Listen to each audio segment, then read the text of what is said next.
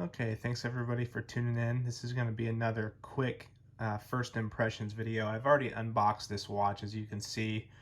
I've taken off all the plastic. I've sized it for my wrist, which is about 7 inches. And so I want to talk a little bit about this watch. I wasn't going to make this video because I have the first Timex Q reissue they did a couple years ago.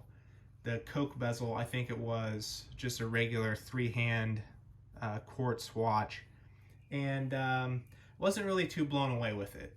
The bracelet pulled my hair pretty frequently, and I just don't wear the watch anymore at all.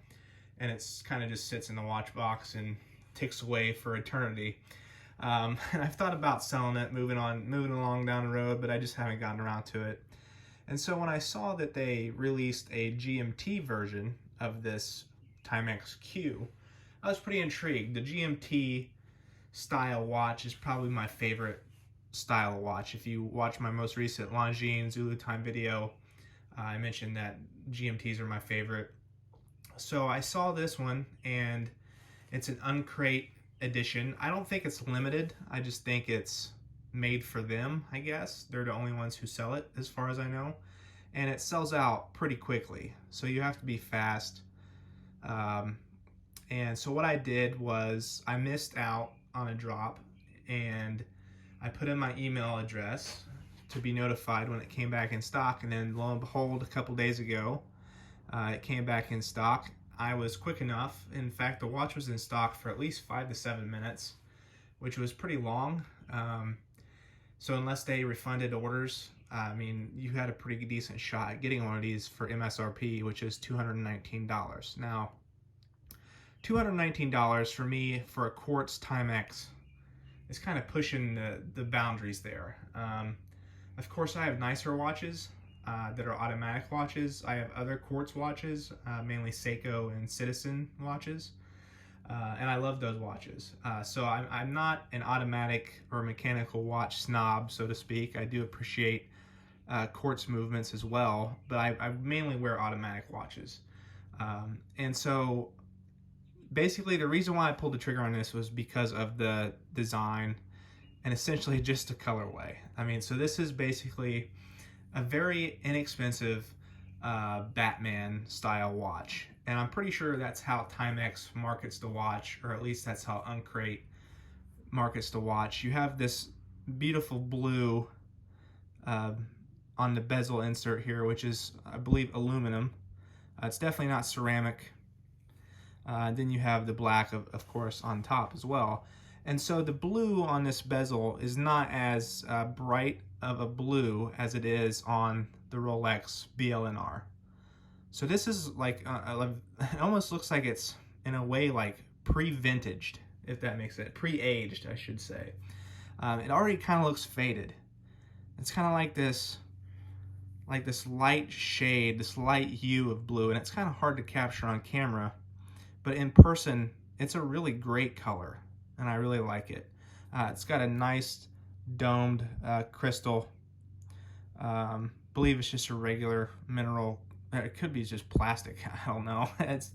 I don't think it's sapphire. It does not appear to be sapphire to me. I'll have to look at the specs.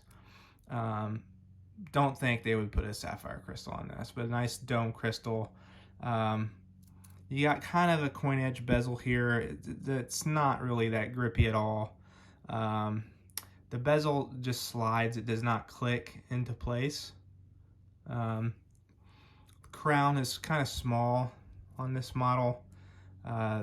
It's signed with a Q there on the crown. You know, everything functions as it should. And, you know, for the price, I mean, I know $220 is probably pushing it for some folks, but for what you get here, I think it's worth it. I would not pay secondary prices for this watch. People are flipping this watch for $300, $350, and I would not pay that for this watch. I would have liked to seen it around probably like the $185 price point, honestly. But I think for what you get, it's a great GMT watch. It does say Swiss movement, course, everything else is made overseas, assembled in China.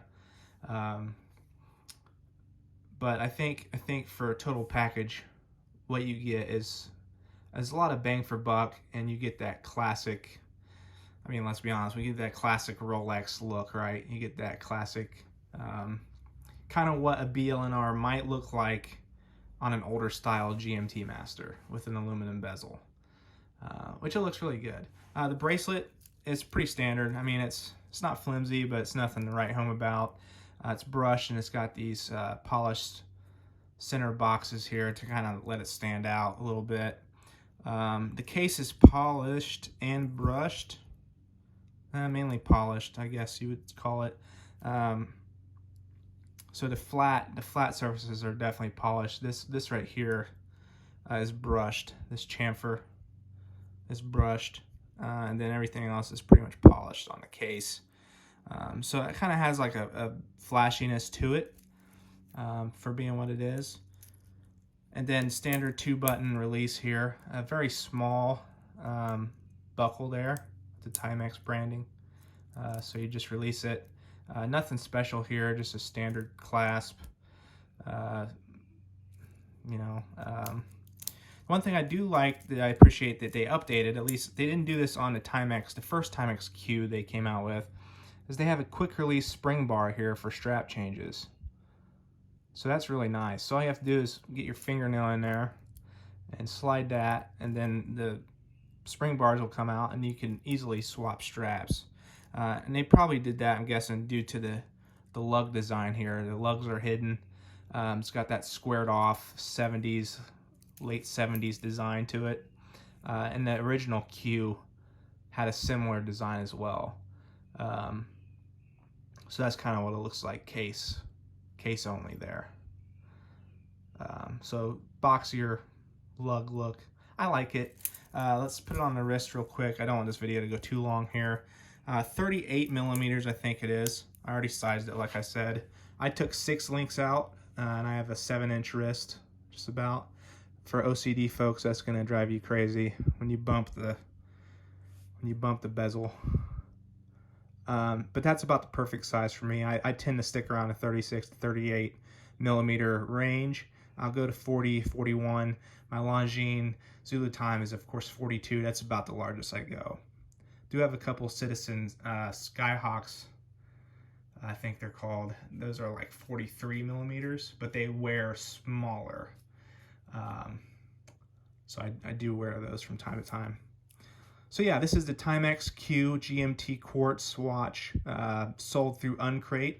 Don't know if Timex will ever sell this through their own website. They have a Pepsi bezel version of this and a blacked out version of this, which comes on a rubber strap, I believe. And it's like all kind of looks like black gun coat or Cerakote or something. I'm not gonna get either of those. I'm gonna stick with this. I'm gonna stick with this one here because I love the blue and black combination. I love the blue accent on the 24-hour pointer there. Yeah, so I'll leave it at that. I will say one last thing about setting the watch. It is not a traditional GMT movement, so it's quartz, okay? So your first position is going to control both your 24-hour hand and your date. So if you pull the crown out, turn it counterclockwise, you're going to move the 24-hour hand forward. And then if you move the crown clockwise, you're going to advance the date. So you set your 24-hour time and your date in the first position, and then you pull her all the way out. That's, of course, when you set your dial time. So, all right, take it easy. You want to keep this under 10 minutes. Still a great watch. For 220 bucks, I think you get a lot of bang for buck. And if you want to add something different to your collection, something classic, vintagey, there's a lot of great companies out there making these watches with these old school vibes. And Timex really has been doing a great job with this. And so I am glad to have had this one. This will kind of be my beater watch.